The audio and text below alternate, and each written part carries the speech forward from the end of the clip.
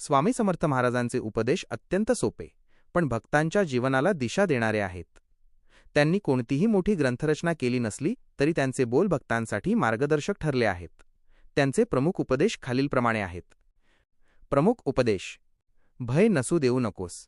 स्वामींनी भक्तांना निर्भय राहण्याचा संदेश दिला. कितीही कठीण परिस्थिती असली तरी मनात भीती बाळगू नये असे ते सांगत, कारण ते नेहमी आपल्या पाठीशी आहेत. मी आहे तुझ्या पाठीशी. हा उपदेश स्वामींच्या भक्तांसाठी दिलासा देणारा आहे.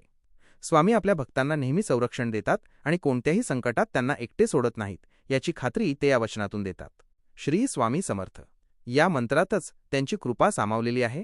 हा नाममंत्र स्वामींच्या भक्तांसाठी अत्यंत महत्त्वाचा आहे. या मंत्राचा जप केल्याने स्वामींची कृपा प्राप्त होते आणि सर्व संकटे दूर होतात अशी भक्तांची श्रद्धा आहे. हा मंत्र स्वामींच्या अस्तित्वाची आणि कृपेची जाणीव करून देतो.